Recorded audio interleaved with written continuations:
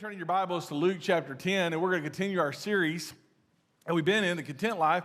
And I want to talk a little bit about being content and being too content where we are. I think that in this day and age, in this time, it is so important that we get out of our comfort zone and help minister and be there for people who can't be there for themselves. Just to let you know, I've got some big ask at the end of the service. And I'm going to tell you at the beginning so you know that they're coming. Instead of just kind of giving you this heart-pulled strings message, and then at the end you're like, well, I didn't see that coming. I want you to know where I'm headed. We are going to, once again, help take care of our homeless with a warming station, but instead of doing it at our church, we wanted to do what was best for our homeless situation and population. And so we're going to do it at the House of Hope, where our church has taken Thursday nights. Other churches are taking other nights, but we think it's an important thing. This is a humanitarian thing we would do. It's something we do because we care about those that are the least and the last and the lost. And Jesus said, whatever you've done to the least of these, you've done to me.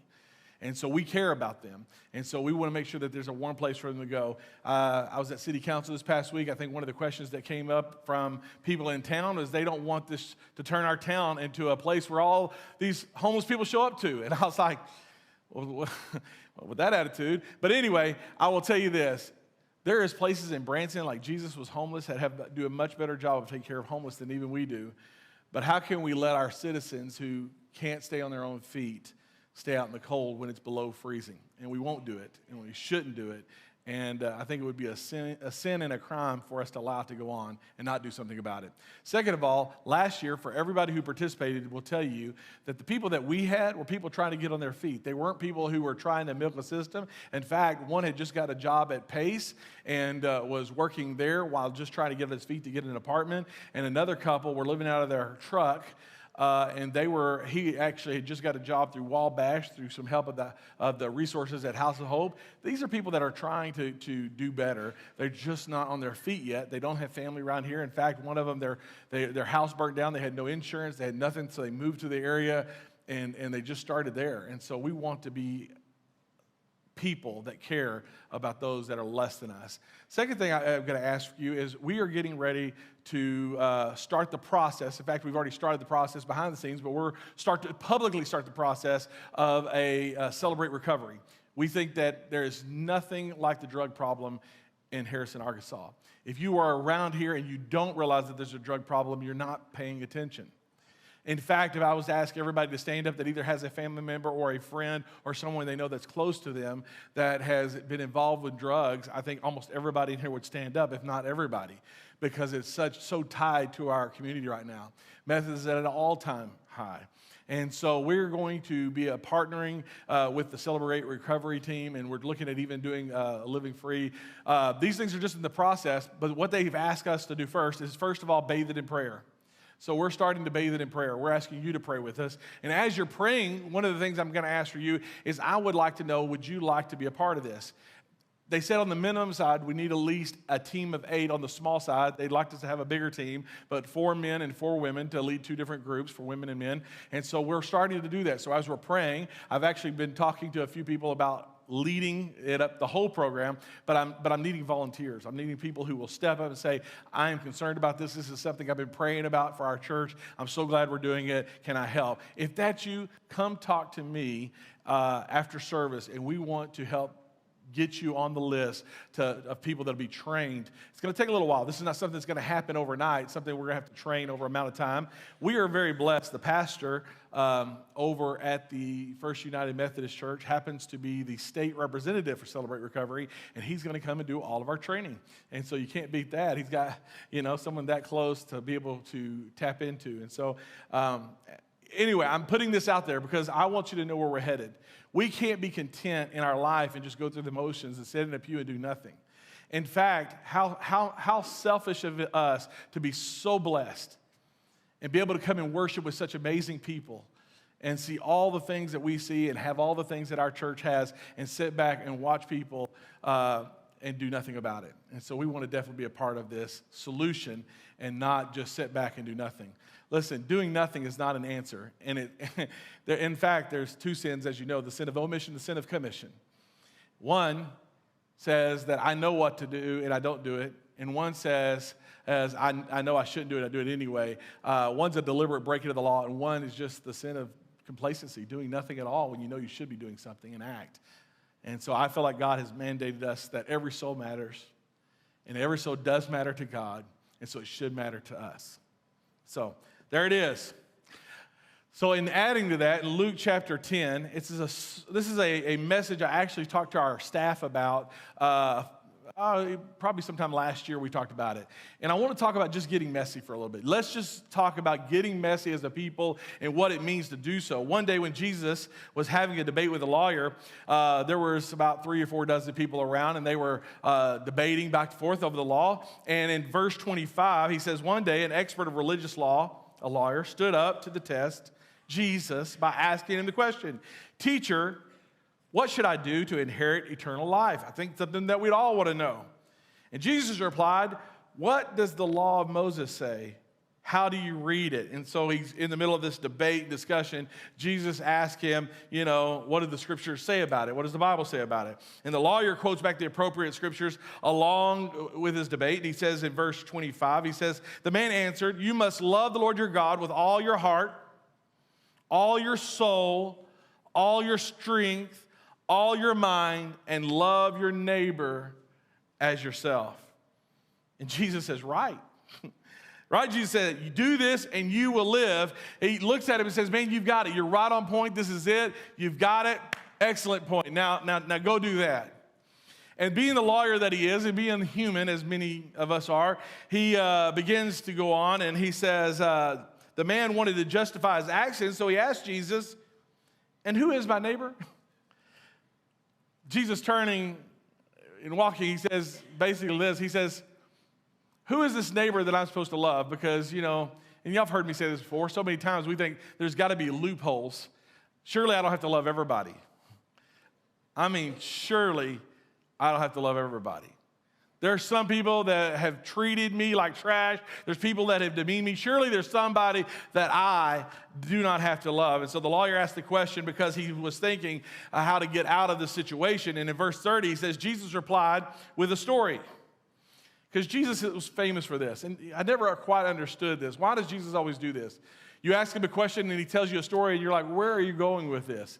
You ever have a friend that does that? I do. I have a few friends like that. They never answer you straight. They go to a story and you're like, yes, no, maybe. I don't need all the extra. I don't need all the fluff. Just give me the answer. But he starts in the story. He says, a Jewish man was traveling to Jerusalem, down to Jericho, and was attacked by bandits. And this was common because everybody knew where this area was. And they stripped him of his clothes. Basically, they took his valuables. That clothes were valuable. Everything that he had of value, they took him. And they beat him and left him half dead beside the road. By chance, a priest came along. The pastor of the church came along. And he saw the man lying on the cross he crossed on the other side and passed by him. I just think this is very interesting. As a pastor, and as many of our pastors on staff can tell you, I think we find ourselves so many times busy, so busy that we lose sight of what we're supposed to be doing. And so many times you can see this pastor, he's walking by the priest of the deal, and he sees the guy, and he says, oh, man, I really don't have time for this today. I know they care. Listen, I'll get him on the way back through. And they go. Modern day terms, ignore. Oh, that text. Oh, I ain't got time to respond to that right now. I'll wait till I can respond later, and then we forget the text. Because we get buried and we get so, and it's this idea of business in the church. And it's just amazing to me that the pastor who's trying to tell them how to live like a loving God, which probably they weren't at that time. They were probably talking about more of the wrath of God. And here they are, they're walking, but he's on his way to get somewhere. And as he's going, he looked out and he saw the man and he says, I don't have time. It says he crossed by on the other side. And I got to tell you, as a pastor, this leaves me feeling guilty. I want to believe that we love everybody, we love every soul, and I want to, and I do my best to be kind to everybody I meet. I really and truly do. In fact, if I haven't been kind to you, I'm sorry, I really do try. Sometimes my busyness gets the best of me. But I'm not perfect, and there's times where I find myself busy, and I think, I just don't have time for them right now. And this right now might be the time when they need me the most. And before you judge me too quickly, the next verse says, a temple assistant, which means volunteers, came by. And the scripture goes on that as the temple assistant, the Levite, to put it in context, he was the assistant. He was a volunteer. He came and he did all this other stuff. Walked over and he looked at him lying there, but he passed by on the other side. And I think to myself, what choice did they have? Look at their example. Their pastor didn't have time, so how much busier did everybody else get? We're busy. I got things to do. Hey, and this is not to pick on Ryan, because Ryan has a great heart, loves people everywhere, but it's just like this. Ryan, I got to talk to you. Yeah, give me a minute. I got to hit these guys up for a men's encounter. Now, what he's doing is great. I'm not picking on you, brother. Do I need to come sit by you while I talk about this? Okay. But the truth is, we get this way. It's not just the pastors. We got our idea. We're doing the work of the ministry, and what we're doing is good. What we're doing is we want to help people get better, become better men, become better husbands, become all this. But in my effort to do what I've got on my mind and my heart, I miss the most obvious person who's already struggling and needing an opportunity. But it's not just men's ministry. Pastor Caleb, you got just a minute, man. I'm really struggling today. Listen, I got a missions meeting. Can I talk to you later? Listen, let's make an appointment for Tuesday, next week, after Thanksgiving, because I've really got a lot of things to do. And listen, Pastor Brian, I've got decorated. Matter of fact, I got to make sure that everything's getting ready for Christmas, and I got this stuff. And Pastor Brian just put some more stuff on my plate, because he is so extra. So, give me a minute. And then it's like, Sister Sandra, can I talk to you? And yeah, I will, but I got girls not in fact, we got this big thing coming up. It's Thanksgiving Miss. It's going to be really cool. In fact, let me just get to that, and I'll talk to you afterwards. But in the moment, it's easy to judge people when it's not you. But in the busyness of the moment, we've all kind of found ourselves guilty of those moments where we're pushing through, we're pressing in, but we find ourselves so busy doing something good, we miss the God thing right in front of us. And so in that moment of hurriness and business, we all get it. We've all done it. Maybe you're not the women's leader. Maybe you're not the youth or the kids are the men's leader. Maybe you're not over a major ministry. Maybe you're just like, I got to go pick up my kids. I got to go make dinner. I got to get home because we got to turn around. We got ball games. My kids are playing balls later. I got this. Yes, I probably need to go to the altar today. I probably need to go pray with somebody, but I don't have time. Can I just get out of here?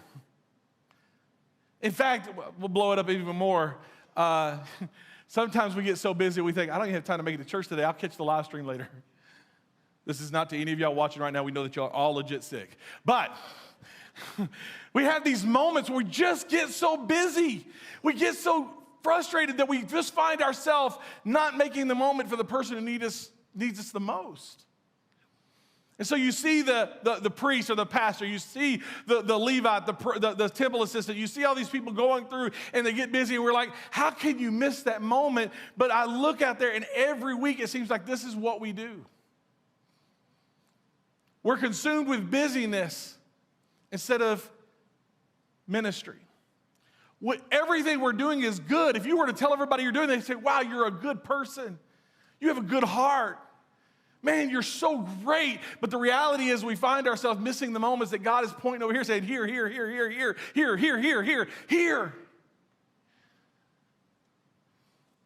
We hear about needs. We hear about problems. We think, I just don't have time. In fact, we get ourselves so busy that, like I said, we just have no problem hitting ignore and don't answer the call, don't answer the text, don't answer the Facebook post, don't answer all these things because we're so busy. We just don't have time. And in our heart, we just believe they're going to move on to the next person and talk to the next person in line. Whew. Y'all don't have to shut down. I tell you, I'm guilty of this. I'm telling you, I'm not perfect. In fact, I tell you all the time, you don't have a perfect pastor. In fact, this isn't a perfect church. And so if you're not perfect, you're in the right place. But I can guarantee you, we're trying every day to be more perfect. We're trying to be more like Christ. And one day, here in the air, we'll get there. But we're trying. We're trying. So then he goes on, and you can tell Jesus, he's getting a little cocky at this point. He's getting a little smirk on his face, and he says, but then there was a Samaritan. Why a Samaritan? Samaritan was not a priest. He wasn't a pastor. He wasn't even a believer. He wasn't a Jewish believer. In fact, they were thought dirty, enemies of the Jews, all this stuff. They really didn't have a lot of respect for Samaritans. So you can see the Jews gasp like, a Samaritan? We despise each other. We don't even like each other. We're better than them. And then the Samaritan said, they think they're better than us. They're two different classes of people. When it comes to theology, they disagree totally. And Jesus' audience and the idea of the Good Samaritan would have been really contradicting for what they were thinking about. The idea that there could be someone good that was a Samaritan, who's ever heard of such a thing? I never even heard. And listen, we do it all the time. You don't believe you do that? Hear somebody? Listen, just think of someone else's political party and think about where you stand. Can there be a good Democrat? Can there be a good Republican? Can there be a good Green Party? Crickets, I love it. I'm thriving in the moment. And so a Good Samaritan came along, and when he saw the man, he felt compassion for him. He thought, I can't stay content going on my way, doing what I've got on my agenda, going through my checklist when someone like this is in my way today. I can no longer be content in the life when I myself have got so much. In fact, when I first read this, you know what came to my mind? It's amazing to me that we live in a world where the world takes care of its own better than the church takes care of its own, and it hadn't always been that way. In fact, when Jesus said, you'll know them by their love for one another, he was talking about this idea that they love each other so much, that how could we not want to follow and be like them? And instead, it's not like that anymore. We see a world that very much takes care of its own, but we struggle to get outside our box.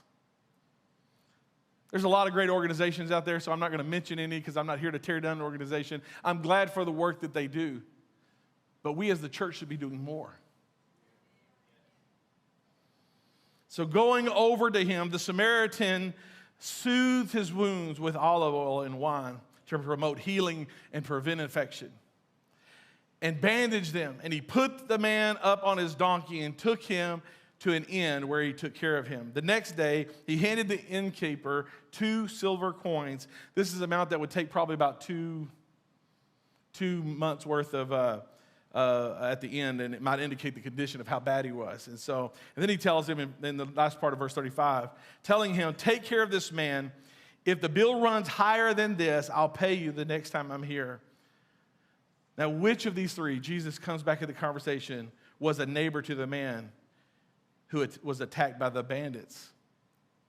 Verse 37, the man replied, the one who showed him mercy.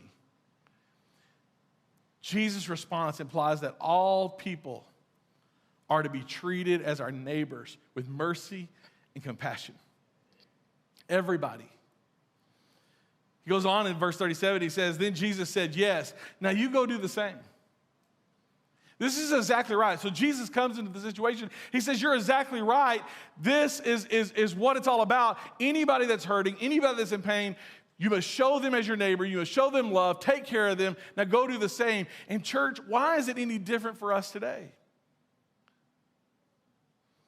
I love everybody in here. I think we're great. I think you are amazing men and women of God. I think there's some greatness in this room. But how can we sit back and not do more? As we open up the warming station, we're going to ask a team every single Thursday, and it's only below 32, so if it's above 32, the whole night through, you don't have to do it. But we want to make sure there's a meal prepared for them. So we need people who can't stay the night, but they can prepare a meal to drop off that evening so that they can have a dinner and a hot meal when they don't usually get one. We want to make sure there's a hot meal, fresh clothes. We want to make sure all that's there available for those who don't have. We need some to stay overnight. In fact, we were going to wait till January, but as you know, the temperatures are already dropping. And how can we tell anyone, sorry, we would love to be there for you, but it's December. I'm busy. Sorry, it's cold. I'll pray for you. We got to do more. So they elected to start opening up in December. In December through February, we're going to be part of the warming station every Thursday. I need you. I need you to help step up and be a part and help with this not only this project, but I believe this commission for our church that everybody matters. I need us to do more than that. I need you in your day-to-day to see people that are hurting and that people, listen, my heart hurts. We have people in this church that had not only been homeless at one time, we have some people in our church that are homeless right now. And man, God is doing great things in their life. We're going to see this turn around. And we have other things as well. When we talk about drug addicts, this is not something we talk about one day when you find one. Let me just tell you, there's people here that have people in their lives that are struggling with substance abuse. We need something not just for the community, but for the people in our church. And if you don't know that, we're blinded. There are people literally every week that come here and they just praising God, worshiping God, smile on their face, and on the outside you would never know, but there's a struggle on their home that you don't know about. So what's stopping us from reaching out? What's stopping us from going forward? What's stopping us from returning that call, returning that text, being there for that person? What's stopping us from asking the question, what can I do to help? Let me just tell you a few things. Number one, convenience. We do not like being inconvenienced. If it's easy, we'll do it. If it takes about 5 minutes of my time, I'll help you out. But we do not like being inconvenienced. Moving towards the mess, problematic people is very inconvenient. We're too busy, and if we're careful, we're too busy to even give them an opportunity, and we're too busy because we don't even have time to follow Jesus because we're too busy. You'll know you are too busy when messy people are inconveniences rather than opportunities. Every week we're praying, like, Jesus, give me an opportunity to serve you. And he's like, I've given you one. You've heard the story about, Lord, come save me. And he said, I've sent a boat. I'm not going to tell the whole joke, but I sent a boat, I sent a helicopter, I sent a plane, and you sent them all away. I think that's it. He's giving you opportunity after opportunity after opportunity. Now is the time to step up and do what God has called us to do and be the church that really does love people. A few weeks ago we spoke and we said, don't just pretend to love people, really love them. Love them. Black, white, Hispanic, Puerto Rican, Filipino, whatever, love everybody. Love poor, love rich, love middle class, love stinky, love non-stinky. Love everybody. Love the drug addict, love the non-drug addict. Don't categorize people on who you're going to love. Love everybody. Treat everybody the same. Everybody the same. The second reason why we don't do anything is because of our comfort. We love our comfort. In fact, I'll tell you, I love to sleep in my own bed. I don't like traveling because I don't like sleeping in strange other places, motels, hotels, rooms. I just don't. I don't sleep as well. I get cranky more than usual. And so do you. When Sandra and I first started out the ministry, I thought, man, I want to be an evangelist. Now the thought of driving everywhere I'd have to go sounds like a nightmare. I mean, if God called me, I would do it tomorrow. But I'll tell you, it does not sound like fun like it did when I was in my 20s. My body sleeps differently. Y'all know what I'm saying. It hurts when anyway, y'all don't want to know about all that. But anyway, we love our comfort. We love that. We love being able to get up. We know where the coffee is. We don't have to ask anybody's permission to get it. We know what it is. We love comfort. We love that. And so getting out of that comfort zone is rough. I've already heard somebody say, we have to stay up all night. Listen. What's 24 hours of your week of staying up so that someone else might have something that we take for granted every week? On the coldest night of last week, and even on the non-coldest night of last week, I turned the heat down so I could turn my fireplace on and sit there, and I loved every minute of it, and I take it for granted. How could I not do something so minimal to be there for somebody else? Comfort is a great place to recuperate, but it's not a great place to live because not much happens in the comfort zone. So when it's time to pull away, when it's time to recuperate, it's a good place to go to the comfort zone, but it's not a good place to stay. We have to get out amongst people. When you spend too much time in the comfort zone, you start becoming bored. The opposite of boredom is not entertainment. We can't entertain ourselves out of this. The opposite of entertainment is engagement.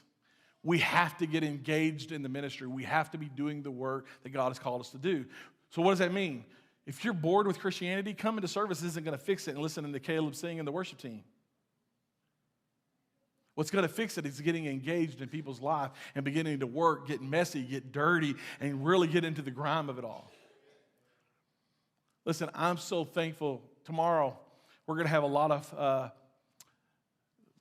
primarily ministry people here at our church, and Nicole is going to be leading a clinic on how to minister and be there through suicide, and I'm probably not doing it justice right now, but a lot of people from our church and ministries in our church are going to be engaged in that. I'm thankful for that because that's a reality of what we're dealing with every day. People's lives are messy. Suicide rate is at all-time high, and it's even higher today among veterans than anybody else. We have got to be engaged in people's life and care about where they are. We've got to find new ways to minister. We can't just sing and praise our way through this.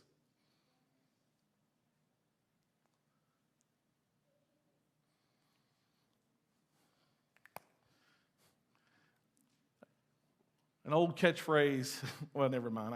I'm going to get myself in trouble. I know, never stops me before, but today it is.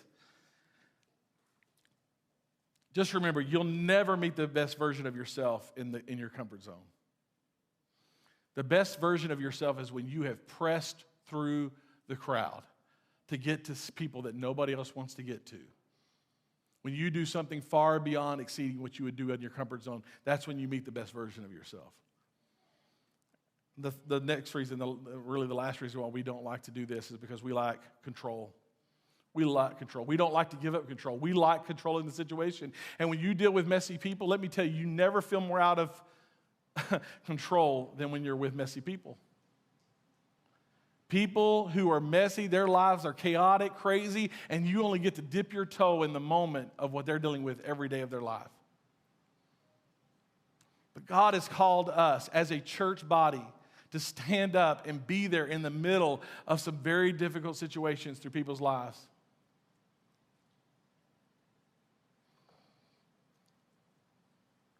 We have to give it up. God does not want just part of the control. He wants total control of your life. We have to remember that people are not just projects, they're opportunities in our life. That people need us to be engaged on a regular basis, caring for them, loving through them, and going above and beyond. What I love about the story about the Good Samaritan is the Samaritan didn't just do enough to get him someplace. He said, I'm going to take care of you now and beyond this moment, and I'm going to do this for months to come, and if you need more, I'm going to do that. We got to be a church that doesn't just help people in the moment, but beyond the moment, we're willing to take them to the next level, to the next level, to the next level. People are going to come to know Christ because we stood up for them when nobody else would. James chapter 2, verse 14 through 18. What good is it, dear brothers and sisters, if you say you have faith, but don't show it by your actions? Can that kind of faith save anyone? Suppose you see your brother and sister who has no food or clothing, and you say, goodbye, have a nice day, stay warm, and eat well, but then you don't give that person any food, clothing. What good does that do? So you see, faith by itself is not enough. Unless it produces good deeds, it is dead and useless. Now, someone may argue, some people have faith and others have good deeds, but I say, how can you show me your faith if you don't have good deeds? I will show you my faith by my good deeds. What does that mean? God is calling you to do more than just pray for people and believe for people. He's calling you to put actions with your faith. Don't wait, go now. Don't wait, go. Do it. It is inconvenient, go anyway. It is uncomfortable, go anyway. It is uncontrollable at times, go anyway. God is still in control even when you are not. God may use messy people with messed up lives to help messy people. So when you say, my life is messy, you don't understand what junk I'm going through, you may be the very person that understands and can walk someone else through a life that I may never understand. God uses messy people. I'm not looking for perfect people, I'm looking for willing people. What would happen if we decided to make time for the messy people that God is bringing into our lives? Don't you think that'd be such a game changer? What a game changer it would be if we would make time for the people that nobody else wants. How different would this church be if everybody in here didn't have to be just like me? I'm telling you today that God has called you for a great work. In 2020, our church is going to concentrate on one of our core values all year long. Every soul matters to God. My heart is to have a program started after we get through our training, preferably no later than the fall, of Celebrate Recovery or some program so that we can get people trained, get in there because we need to be where people are in their messy lives. To do stuff more for our homeless. I want to have a place, start a ministry, and I don't even know how to start it yet. I've just been praying. I said, God, I want to be there for people, but I want to start a ministry that when people go through divorce, they have a group that they can talk to, that pray with them, and they can be there for one another because it's such a hard time. I want to be there for people that are going through they're grieving through some of the deepest, hardest parts of their life, and they've lost loved one, they've lost a parent, they've lost a brother, a spouse, that we can have a ministry that would be there to help them through their grief. I want to be a church that is willing to get out of our comfort zone and be there for people instead of looking the other way and walking on the other side and say, boy, I sure hope they find somebody that can help them today. I don't want to be a pastor that's too busy. I don't want to be a pastor that hits ignore over and over again, ignores the post, ignores what I see. I don't want to be that guy. I want to be someone who's engaged. I want to see a church that's engaged in ministering to people and that cares for people and that loves people. I want to do more than what the world can do. I want to do it because we know Jesus Christ and Him crucified, and we have the answer. How can we not do more? How can we not? How can we not do more? I want to ask everyone to stand today.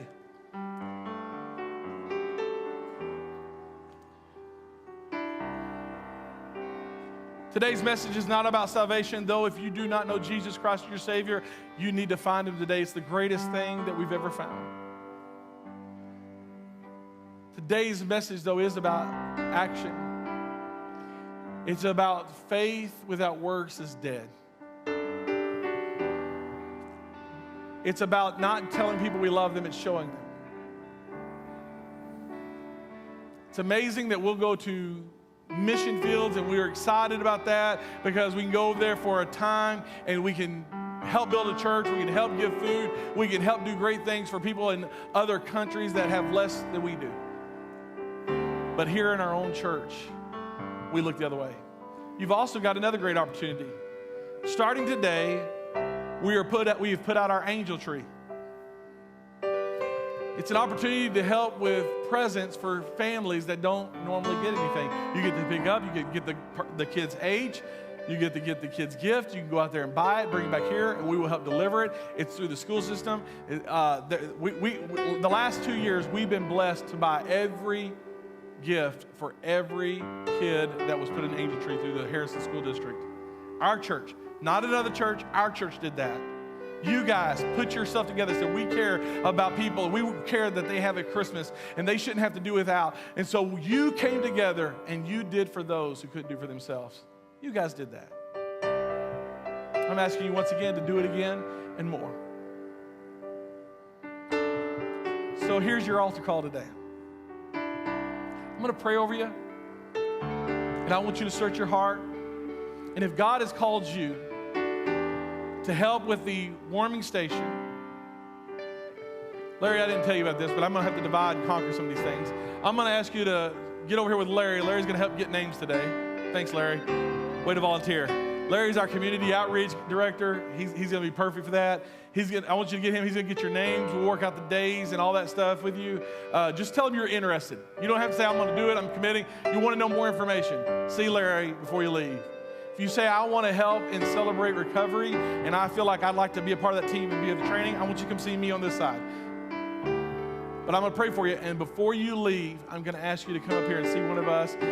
And if you want to help an Angel Tree, it's right outside those doors. Cindy Campbell, our front office lady, she's going to be there to help you and get you what you need. You can pick a name off, go see her. They got a whole program to make it smooth. I'll say it, but I'll mess it up. So let's not do that. Let me pray for you. Father, I thank you for today, Lord. I thank you for the words, Lord, that would help us realize, God, that we should be more content with what we have, but we should be content enough that we're not willing to step out of our comfort zone and be there for the people who can't be there for themselves. Father, I am praying today, Lord, that you are leading men and women to step up to a cause. Lord, those that will help participate in taking care of our homeless. God, you said, Lord, that whatever we've done for the least of these, we've done to you. So, Lord, as we take care of our homeless, as we take care of our recovering drug addicts in this area and in our church, God, Lord, we're doing it for you. We're stepping up. We're living it out. We're doing what you've called us to do. Lord, I'm praying for that even now. Move on hearts today, God. Lord, move on hearts today. It's all that you can do. In Jesus' mighty name. Amen. These altars are open. If you want to pray for a little bit, you're more than welcome to. If you want to be dismissed, you can. Otherwise, come to this side for the warming station. You can hit both. You can leave your name with both. You can absolutely work both. But if you want to help us celebrate recovery, I'm going to come right down here.